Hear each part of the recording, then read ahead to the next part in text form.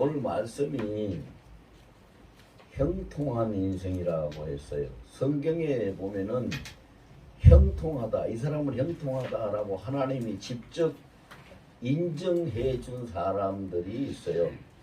그 중에 우리가 잘 아는 한 사람은 창세기 39장에 나오는 요셉이지요.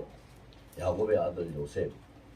요셉이 거기 창세기 39장에 보면 여호와께서 요셉과 함께 계심으로 그가 여호와 앞에서 형통하였더라, 이렇게 말씀을 기록하고 있고, 또 다니엘서에 가서 보면은 다니엘이 하나님 앞에 그 시대가 바뀌고 왕이 바뀌고 나라가 바뀌어도 그 하나님의 세우신 그 자리, 총리 자리를 지키면서 그 권세를 잃지 않는 형통한 사람 다니엘의 이야기가 있어요. 그런데 여기서 보면은 형통하다 하는 것은 사람이 모든 것이 자기 하고 싶은 것이 자기 뜻대로 자기가 원하는 대로 그게 잘 이루어지고 있을 때의 형통하다라고 말을 할 수가 있는데, 그러면은 요셉과 다니엘은 아무 어려움도 없이 아무 문제도 없이 모든 것이 다 잘 될 수 있었을까? 성경에서 보니까 하나님이 함께 하심으로 요셉이 형통했더라라고 했는데, 그러면 하나님이 함께 하시는 요셉은 정말로 아무 문제가 없었는가? 그런데 그의 생애를 보면 그렇지가 않죠. 그는 어릴 때부터 형들한테 많은 시기를 당하고 고박을 받고, 결국은 형들이 미움을 받다가 형들 미움 때문에 결국은 그는 어린 나이에 노예상에게 팔려가서 애굽으로 가가지고 종살이를 할 수밖에 없었던 엄청난 그런 고난을 당하게 되지요. 그리고 종살이 하는 것만 해도 견딜 수 없는 고통인데, 거기다가 또 그 주인 여자가 또 어떻게 요셉이 탐이 나가지고 요셉을 꼬셔가지고 유혹해가지고 어떻게 재미 좀 보려고 하다가 요셉이 뿌리치고 나오니까 그걸 모함을 해가지고 요셉에게 뒤집어 씌워가지고 또 요셉이 억울하게 시위대 감옥에 갇히게 됐지요. 이런 일들이 있었습니다. 그가 아무 일이 없었기 때문에 형통한 자가 된 것이 아니라, 그럼 우리가 이 형통한 인생이라는 것을 어떻게 이해를 해야 되느냐? 내가 평안하게 아무 일 없이 살아가면은 내가 형통한 인생이가 그게 아닙니다. 다니엘도 마찬가지지요. 여러분들 다 잘 아시잖아요. 다니엘도 나라가 망해가지고 포로로 끌려갔어요. 포로로 끌려간 젊은 나이에 청년 때 포로로 끌려갔는데 그가 거기 가서 남의 나라에 포로로 잡혀간 자가 가서 뭘 하겠어요. 거기서 시키는 대로 해야 되고 시키는 교육을 받아야 되고 훈련을 받아야 되고, 그런데 그러다가 결국은 거기에 있는 사람들한테 모함을 당해가지고 왕이 그에게 사형 선고를 내리니까 결국은 사자밥으로 사자굴에 떨어졌죠.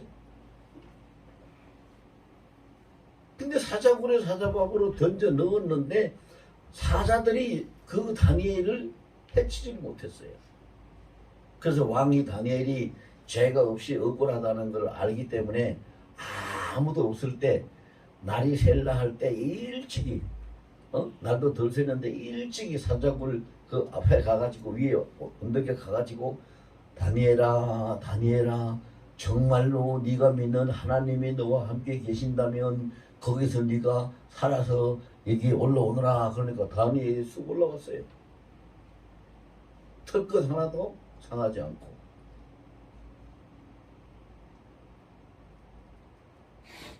그러면 보세요.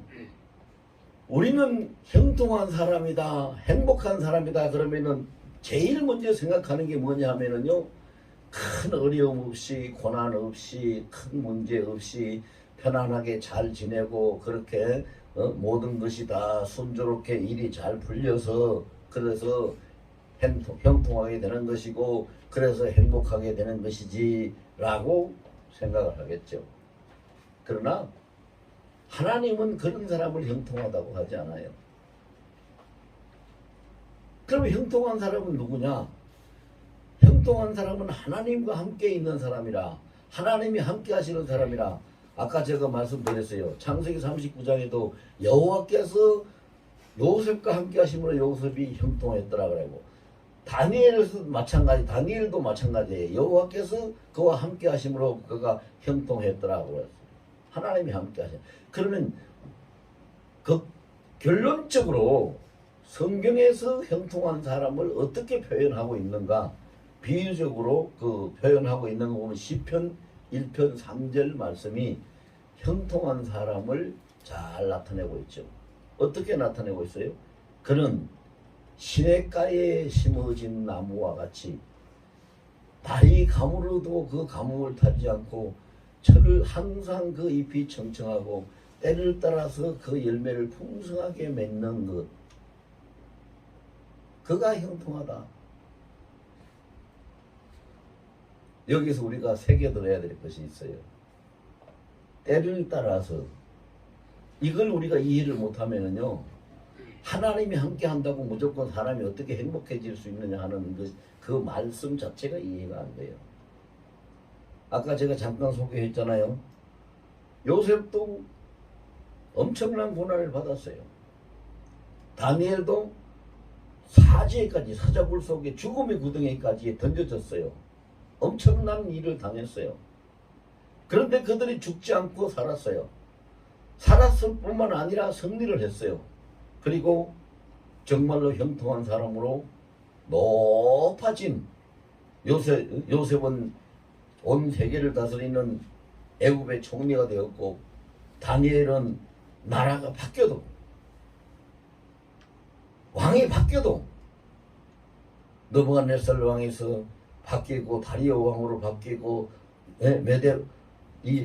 메데바사로 바뀌고 나라가 바뀌어도 그는 총리에서 떨어지지 않았어요. 전권을 가지고 있는. 그러면 그것이 뭐 어떻게 해서 그렇게 됐는가? 때를 따라서 열매를 맺게 하는 하나님이 은혜가 그들에게 있었기 때문에, 그래서 하나님이 함께 하시는 사람은 하나님이 때를 따라서 베푸시는 그 역사 속에 하나님의 은혜를 입게 되는 거예요. 그래서 형통하게 되는 거예요. 이 세상에 살다가 죽지 않고 하늘로 살아서 올라간 창세기 5장에 나오는 에녹을 보면은 65세에 그가 머두셀라를 낳고, 머두셀라를 낳은 후에 300년을 하나님과 동행하였더라 라고 기록이 되어 있어요. 근데 머두셀라라는 뜻이 뭐냐 하면, 머두셀라가 세상의 종말이다. 네가 죽으면 세상도 끝난다. 그 뜻이 머두셀라라는 뜻이에요. 실제로 머두셀라가 죽고 나서 바로 하나님의 홍수 심판에 온 세상이 다 망했어요. 그 이름대로 되는 거예요. 그런데 그 에녹이라는 사람이 300년 동안 하나님과 동행했더라 하는 그 말밖에 없어요. 그런데 그가 죽음을 보지 않을 만큼, 이 땅에 살다가 죽지 않을 만큼 형통한 사람이 되고 성공한 사람, 행복한 사람이 되었는데, 그가 300년 동안 하나님과 동행하면서 자녀를 낳았더라 그래. 그냥 동행만 한 게 아니라 하나님과 동행하면서 자녀를 낳았더라 그래. 보통 사람들처럼 자녀 놓고 자식 놓고 살았어요. 그러면은 그가 하나님과 동행하는 300년 동안은 고생이 없었을까요? 자식들도 안 아팠을까요? 아니요. 실제적으로 그게 보면은요, 자식들이 속썩이는 자식도 있었고, 자식들이 자기 아버지보다도 먼저 죽어서 그 가슴을 치면서 애통하는 사건도 있었고, 별별 사건이 다 있었어요. 그런데도 그는 승리하네. 왜 어떻게 승리할 수 있었어요? 하나님이 모든 것을 때에 따라서 베푸시는 그 은혜가 사람의 삶의 삶 속에 직접 임할 때에 사람이 형통한 사람이 되고 행복한 사람이 되는 거예요. 시편 1편 3절에도 그랬어요. 저는 시냇가에 심은 나무와 같아서 저가 그 항상 잎이 청청하고 시절을 쫓아서 과일을 맺으며 때를 따라, 항상 때라는 것이 있어요. 하나님 앞에. 근데 우리는 어떻게 생각해요? 우리는 살아가다가 아이고 뭐 예수 믿으면은 잘 된다고 그랬는데 평안하다고 그랬는데 병도 낫는다고 그랬는데 뭐 어떻게 된다고 했는데 왜 나는 이런 어려움이 자꾸 생겨, 왜 이렇게 문제가 생겨, 왜 이렇게 아픔과 고통이 생겨, 이런 생각을 하기 때문에 우리가 형통한 삶을 누리지를 못해요.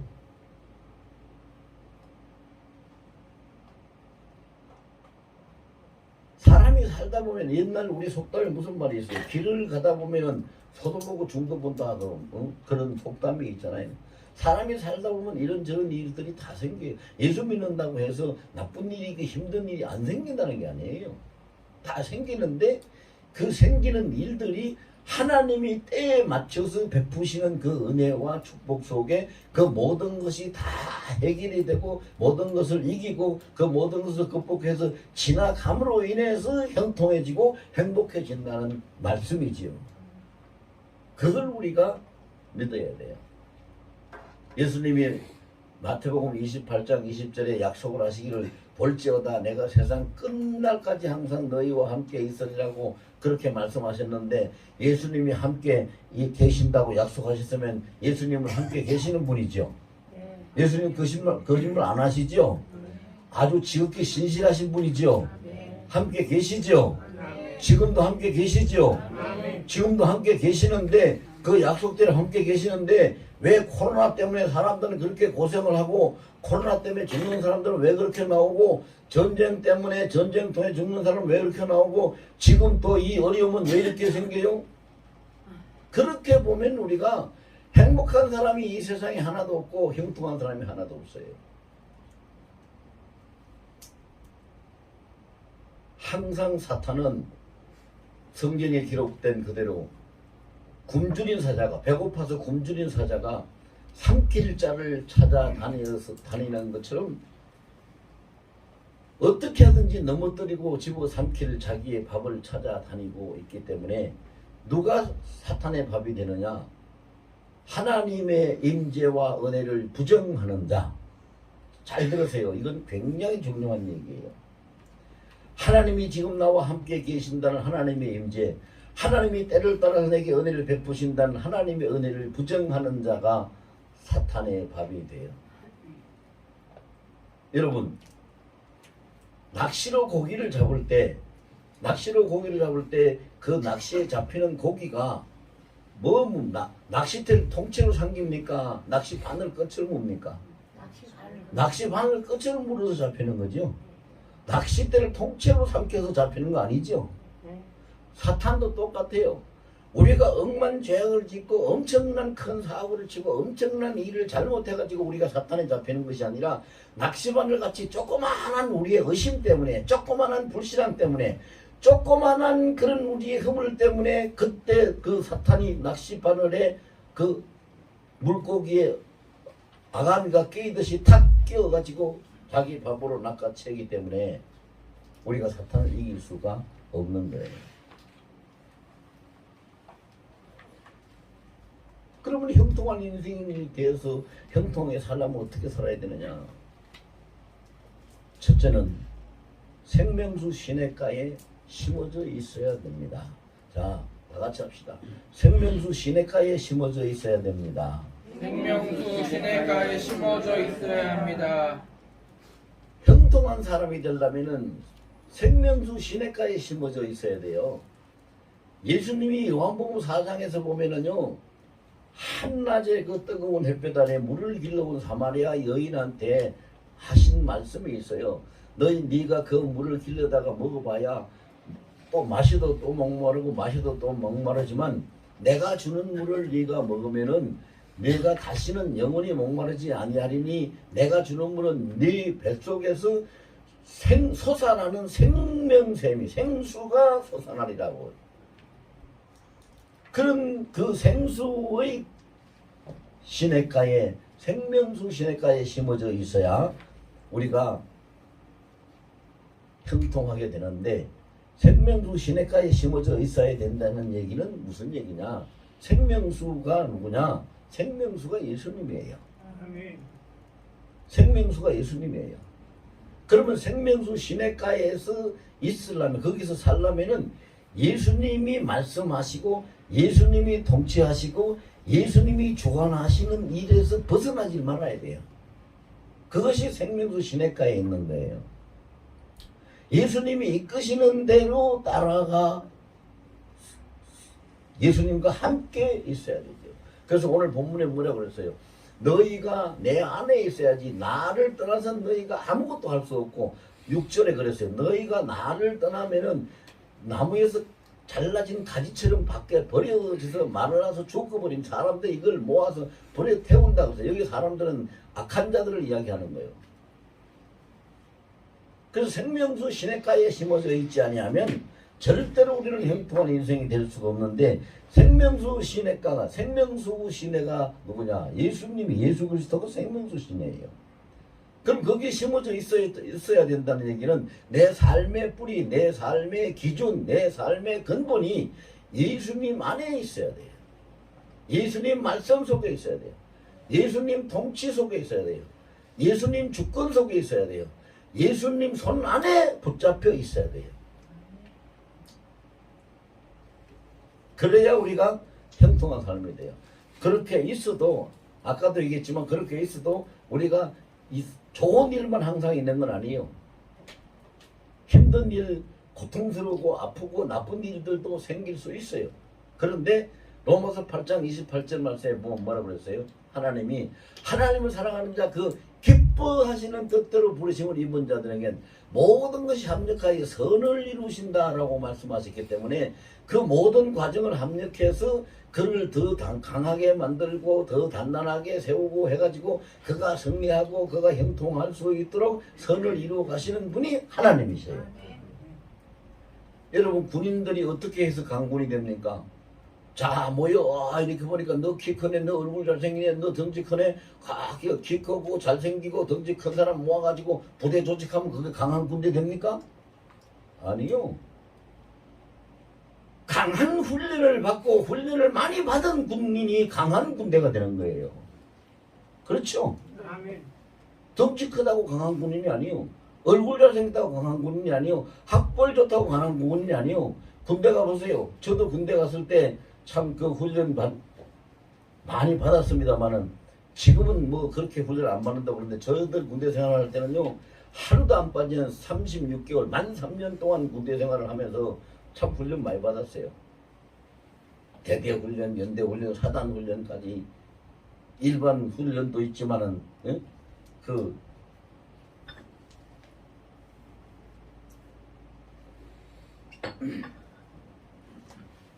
낙하 훈련까지 다 받고 안 받는 훈련이 없어요. 그렇게 받았어요.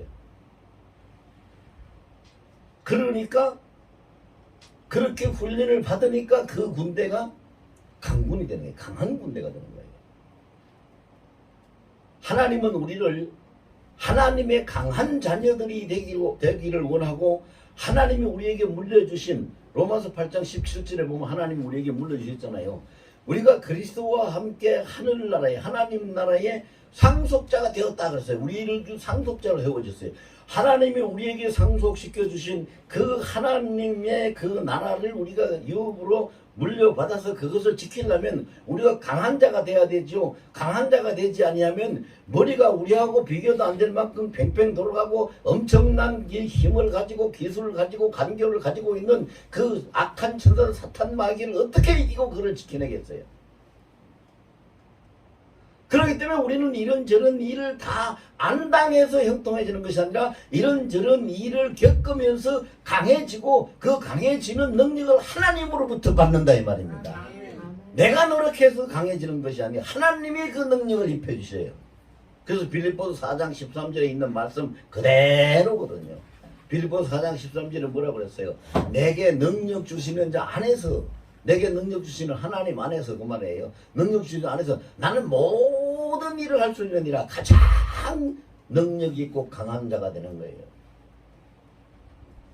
그래서 생명수 시냇가에 산다는 것은, 자, 어떤 일이 있든가, 우리가 결혼할 때 그러죠.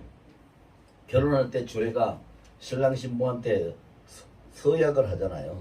뭐 즐거우나 괴로우나 슬프나 뭐 기쁘나 아프나 건강하나 언제든지 신랑으로 언제든지 그 아내로 섬기기로 그 살기로 맹세합니까? 그러면 다 신랑도 예 하고 신부도 예 하고 그러고 결혼식 하지요.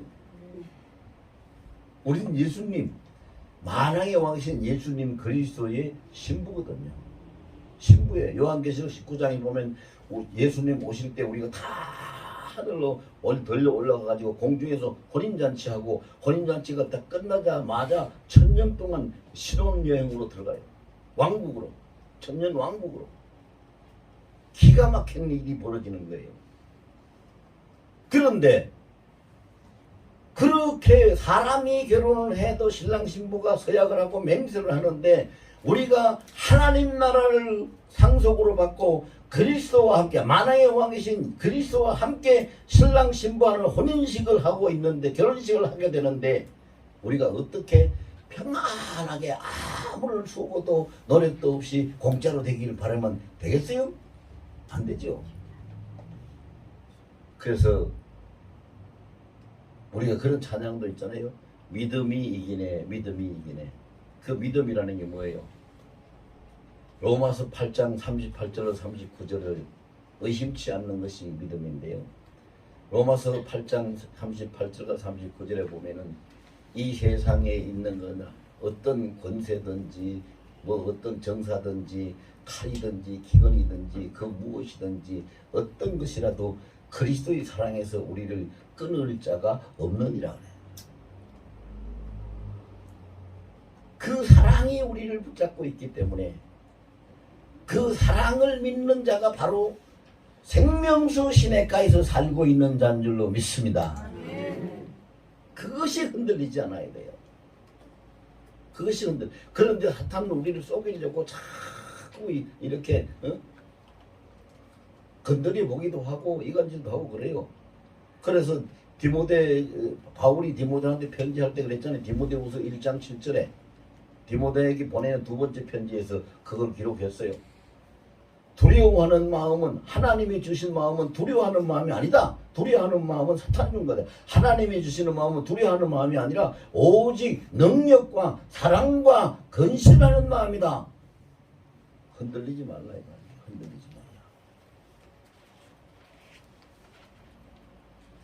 그럴 때에 우리가 예수님이 그 손 안에 붙잡고 있는 생명이 되니까 바로 생명수 시냇가에 심어진 나무와 같이 형통하게 살 줄로 믿습니다.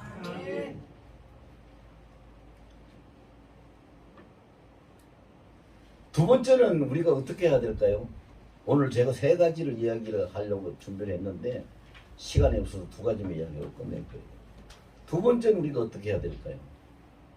자, 첫째는 생명수 시냇가에 심어진 나무가 돼야 된다 그랬어요. 두 번째는 생명수 강에 잠겨 있는 사람이 돼야 돼요. 자, 저와 같이 합시다. 생명수 강에 잠긴 자가 되어야 된다. 생명수 강에 잠긴 자가 되어야 된다. 생명수 강에 잠긴 자가 되지 않으면 우리는 형통할 수가 없어요. 왜 그러냐? 인생은요, 밑빠진 항아리하고 똑같아요. 채워도 끝이 없어요. 여러분, 지금까지 70 넘으신 분들, 80 되신 분들, 지금까지 7, 80년 동안 채워가지고 만족하게 다 채워졌어요? 안 채워지죠? 100년을 채워도 안 채워져요. 밑빠진 항아리예요, 인생은요. 그리고 성경의 예레미야서에 기록한 대로 터진 웅덩이요. 터진 웅덩이. 인간은 밑빠진 항아리고 터진 웅덩이요. 채울 수가 없어요. 뭘 어떻게 해서 그게 채워집니까? 안 채워져요. 그런데 밑빠진 항아리 채울 수 있는 방법이 딱 한 가지가 있어요. 그게 뭐예요? 많은 강물 속에 밑빠진 항아리를 거기다 넣어놓으면 항상 물이 차 있어요. 아멘. 할렐루야. 아멘. 네. 우리가 예수 믿는 것도 그거예요. 그러면 돼요. 예수님 살아도 예수님 때문에 삽니다. 죽어도 예수님 때문에 죽습니다. 아파도 예수님 때문에 아픕니다. 즐거워도 예수님 때문에 즐겁습니다. 슬퍼도 예수님 때문에 슬픕니다. 뭘 해도 예수님, 이 또한 모든 것을 예수님이 하십니다. 그리고 전부 다 예수님이 하신다고 생각을 하고 그거를 믿고 예수님 그 역사 속에 푹 집어넣어 놓으면 밑빠진 항아리도 다 채워져요. 안 될 것이 없어요. 아무것도 문제가 없어요. 제가 지난주에도 집회를 갔다 오고 그 지난주에도 집회를 2주 연속 집회를 갔다 왔는데 어떤 분이 저한테 다 끝나고 나서 그래서 엊그저께 그 집회 마지막 날 금요일 날은 집회가 끝나고 나니까 11시 40분이더라고요. 그 12시가 다 돼갔어요. 왜 그렇게 제가 설교를 오래 한 것이 아니라 끝나고 나니까 강사 목사님 상담 좀 해주세요. 안수기도 좀 해주세요. 이러고 사람들이 자꾸 한 사람 와서 한 사람으로 끝날 줄 알았더니 한 사람 오니까 뒤에 또 따라오고 뒤에 또 따라오고 자꾸 따라와가지고 그래서 제가 거기서 그 이야기를 했어요. 강사 목사가 병 고쳐주고 강사 목사가 복 주고 강사 목사가 은혜를 주는 것이 아니라 예수님이 하시는 겁니다. 예수님이 하시는 겁니다. 그런데 강사 목사한테 안수 받아라 라는 그 마음을 예수님이 주셨다고 예수님이 나한테 목사님한테 안수 받으라고 명령을 하셨어요 라고 믿어진다면 그 믿음대로 된다. 모든 것을 이 또한 주께서 하시나이다 하고 모든 것을 주님이 하신다고 믿는 자에게는 사탄이 어떻게 해도 그를 완료해도 그럴 수 있는 고리가 없어요. 왜? 모든 걸 주님이 하신다는데 사탄이 주께서 하시는 일을 만왕의 왕이신 주께서 하시는 일을 지금 무슨 재주로 방해를 할 수가 있고 무슨 재주로 꼬투리를 잡을 수가 있어요? 없어요. 그러니까 바로 생명수 강에 푹 잠궈 놓으면 형통한 인생이 되는 거예요. 근데 이거를 설교 들어보니까 맞아 그럴 것 같아. 그래서 공감 가가지고 아멘을 하는데 실제로 쉬운 일이 아니죠. 실제로 쉬운 일이 아니니까 잘 못해. 그래서 내가 이야기 한 토막만 해줄게요. 사사기에 보면 아니 사사기가 아니라 룻기에 보면은 사사기 다음에 있는 룻기에 보면은요 나옴이라는 여자가 나옵니다. 베들레헴에서 원래 살았어요. 베들레헴이라는 그 이름의 뜻은 떡집이라는 뜻입니다. 하나님이 이 먹여주는 곳이 베들레헴이에요. 예수님이 그래서 베들레헴으로 오셨어요. 예수님이 생명의 떡으로 오셨기 때문에 떡집이라는 뜻인데 베들레헴에서 살다가 가뭄이 져가지고 양식이 떨어지고 그러니까 배가 고프고 하니까 야 죽기 전에 살 길 찾자. 여기서 못 살겠다. 그래가지고 이방 나라인 모압 땅으로 이사를 갑니다. 이사를 갈 때 누가 하고 어떻게 갔느냐? 그 나오미의 남편하고 나오미하고 아들 둘하고 넷이서 이사를 갔어요. 넷이서 이사를 가가지고 그 모압 땅에 가서 보니까 거기는 뭐 양식도 있고 살기가 괜찮은 데 같으니까 우리가 여기서 자라왔구나. 정말로 이 오기를 잘했어. 이렇게 생각하고 거기서 큰아들도 장가를 들여서 부인을 맞이하고 작은 아들도 장가를 들여서 또 둘째 며느리도 맞이하고 이래가지고 룻하고 그 다 그러니까 넷이서 갔는데 둘 아들이 장가를 갔으니까 6식구가 됐지. 6식구가 편안하게 살았어요. 그런데 10년 만에 10년도 채 못 걸려서 10년 만에 남자들이 싹 다 죽어버렸고 여자 셋만 남았어. 며느리 두 며느리하고 시어머니하고 그러니까 속된 말로 세상 말로 과부 셋이만 남은 거예요. 남자들 다 죽고. 그러니까 이 나오미가 뭐라고 그랬냐면요. 내가 하나님 앞에 잘못해가지고 깨닫는 거예요. 하나님 앞에 잘못해가지고 우리 집안이 이렇게 완전히 망했구나. 내가 이제는 다시 고향 땅인 베들레헴으로 돌아가야 되겠다. 그렇게 작정을 하고 자기 며느리 둘을 불러서 이야기를 합니다. 큰 며느리야, 나는 고향 땅으로 돌아가려니 너는 니대로 너 친정집으로 가든지 네 좋은 길로 가라. 그러니까 알았어요 어머니. 그러고 갔어요. 작은 며느리 불러가지고 너도 네 동서 큰 동서처럼 네가 좋은 데로 가거라. 그러니까 나는 어머니 가는 대로 가고 어머니가 죽는 데서 같이 죽을 거고 어머니가 사는 데서 같이 살 거니까 나보고 어디로 가라고 하지 마세요. 그리고 가지 않았어요. 그럼 보세요. 나오미 입장에서는 어떤 기회에 대해서 완전히 패관망신을 했어요. 사람 입장에서 봤을 때.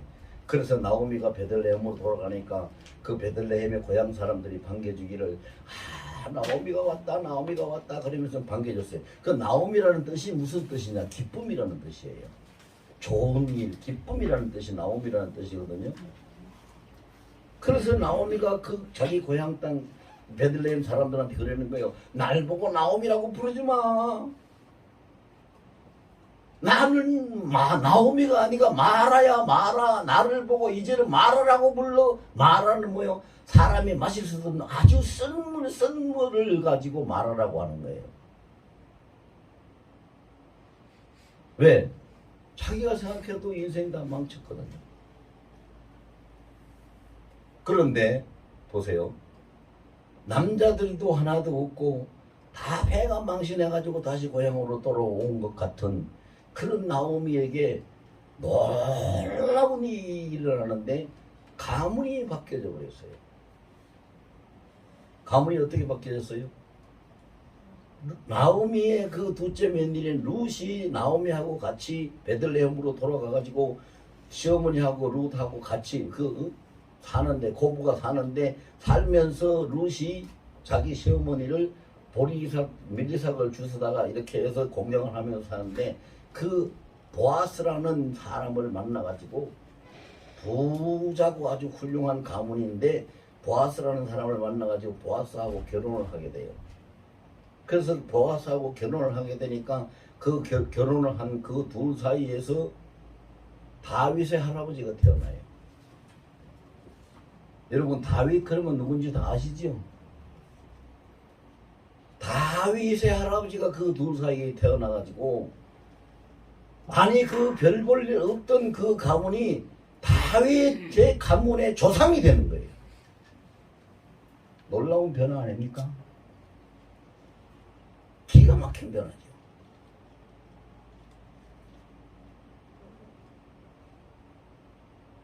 그래서 다윗의 할아버지는 오벳이 태어나고 그 오벳이 그 아들 이세를 낳고 이세가 그 아들 다윗을 낳고 이렇게 해서 다윗이 왕이 되는 거고 다윗 왕국은 하나님께서 영원히 무너지지 않는 왕국으로 축복해서 메시아가 그 왕계를 통해 가지고 이 땅에 오신 거잖아요. 그러니까 제가 이 말씀을 왜 드리냐 하면은 그냥 편안하고 그냥 쉽게 편안하게 좋게 이렇게 살아가는 것을 형통하다고 생각하지 말고 그렇게만 살려고 할 것이 아니라 어떤 것을 겪더라도 내가 견딜 수 없을 만큼 힘든 일이 있더라도 아픈 일이 있더라도 고통스러운 일이 있더라도 하나님이 하시고 나와 함께 계신다면 이것이 합력해 선을 이루는 하나님의 역사를 이루어낼 것이니 이 또한 하나님께서 하십니다 라고 생각하는 사람이 형통한 삶을 살게 될 줄로 믿습니다. 우린 그런 삶을 살아야 형통한 인생이 되는 거예요. 쉽게 편하게 살려고 하는 것이 형통한 게 아니에요. 하나님이 사람은 감히 꿈도 꿀 수도 없고 상상도 할 수도 없는 일을 하나님이 그 결과를 이루어내는 그것을 우리가 결실로 보고 사는 것이 형통한 인생의 결말이거든요. 여러분들 다 그렇게 되시기를 형통한 인생이 되시기를 예수 이름으로 축원합니다.